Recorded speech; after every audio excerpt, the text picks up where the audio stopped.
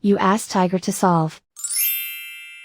This deals with linear equations with one unknown. The final result is x equals -6.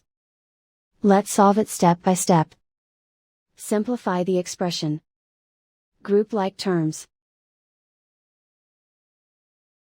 Simplify the arithmetic. Group all x terms on the left side of the equation. Subtract 5x from both sides. Group like terms. Simplify the arithmetic. Group like terms. Simplify the arithmetic. Group all constants on the right side of the equation. Add 5 to both sides. Simplify the arithmetic.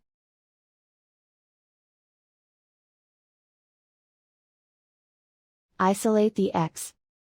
Divide both sides by -2. Cancel out the negatives. Simplify the fraction. Move the negative sign from the denominator to the numerator. Find the greatest common factor of the numerator and denominator. Factor out and cancel the greatest common factor. And so the final result is x equals -6.